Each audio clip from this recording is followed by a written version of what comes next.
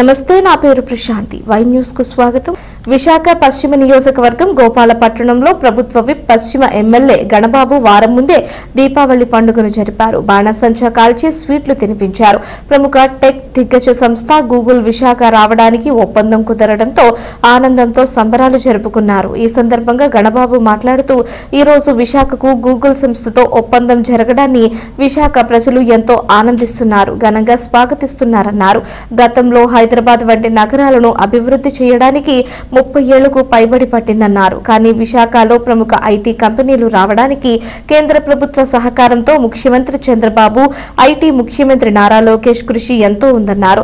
విశాఖ ప్రజల తరపున ముఖ్యమంత్రి చంద్రబాబు, ఐటీ మంత్రి నారా లోకేష్ కు కృతజ్ఞతలు తెలుపుకుంటున్నామన్నారు.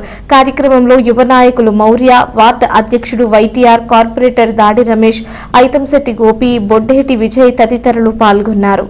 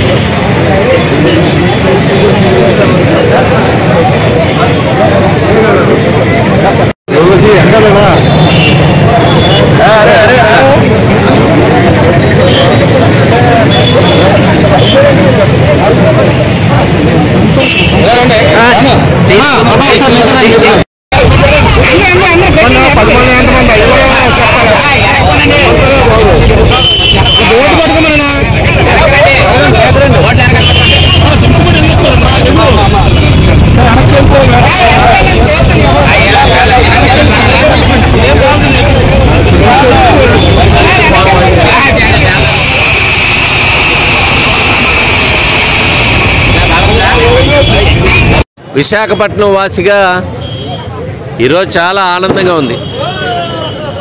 ఒకవైపు ఒక ప్రజాప్రతినిధిగా, ఒక శాసనసభ్యునిగా ఈ విశాఖ అభివృద్ధిలో ఏ రకమైనటువంటి అభివృద్ధి సూచిక వచ్చినా చాలా ఆనందపడే వాళ్ళు నేను ఒకడిని.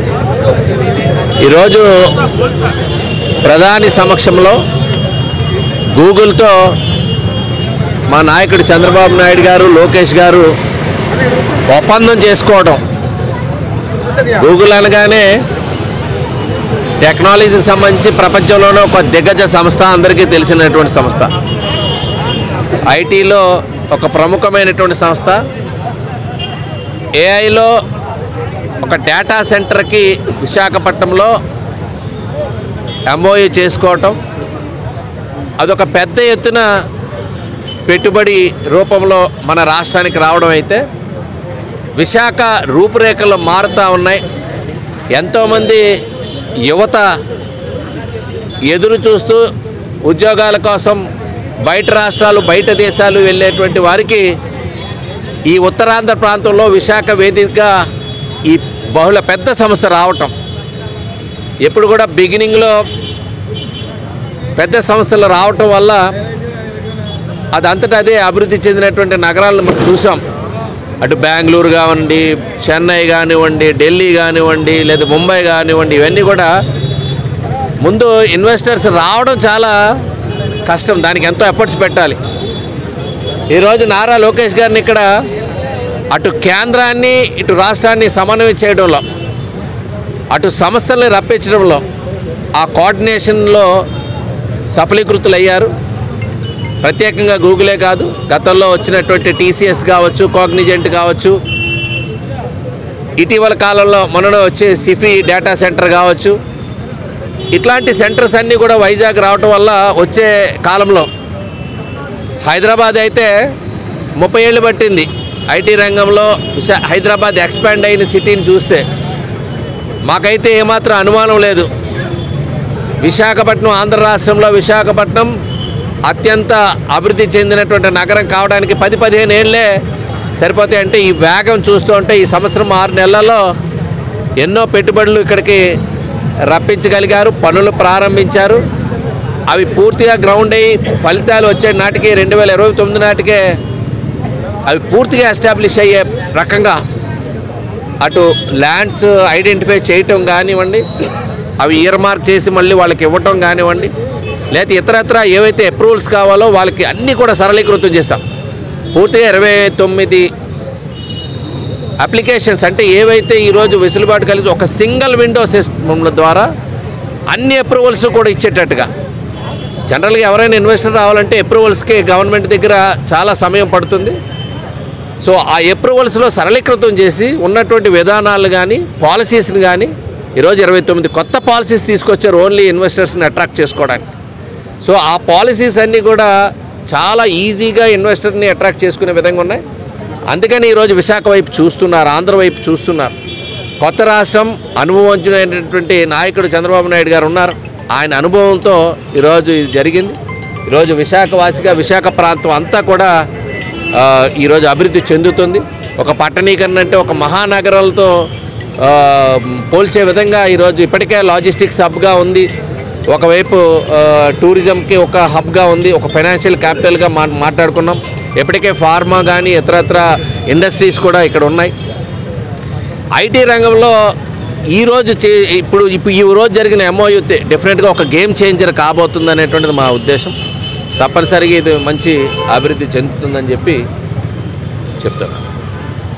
ఈరోజు ఏదైతే గూగుల్ సంస్థ విశాఖపట్నంలో దాదాపు 87,000 కోట్ల పెట్టుబడి పెడుతూ దాదాపు 1,50,000 మందికి ప్రత్యక్షంగా కానివ్వండి పరోక్షంగా కానివ్వండి ఉపాధి కల్పిస్తూ ఏదైతే పెట్టుబడిని తీసుకొచ్చారో అందుకు విశాఖపట్నం మాత్రమే కాకుండా ఈరోజు తెలుగు యువత అందరూ కూడా ఎంతో ఆనందంగా హర్షిస్తున్నారు. ముఖ్యంగా మన ప్రాంతంలో ఏదైతే ఉద్యోగాలు చేయాలంటే ఉన్నత చదువులు చదువుకున్న వారందరికీ కూడా ఇంజనీరింగ్ చేసిన తర్వాత ఐటీ ఉద్యోగాలు చేయాలంటే ఇప్పటి వరకు కూడా హైదరాబాద్ కానివ్వండి లేదంటే బెంగళూరు కానివ్వండి ఇతర నగరాలకు వెళ్ళాలి తప్ప విశాఖపట్నంలో ఒక మంచి ఐటీ ఉద్యోగాలు అనేటివి ఇప్పటి వరకు కూడా మనకు లేవు.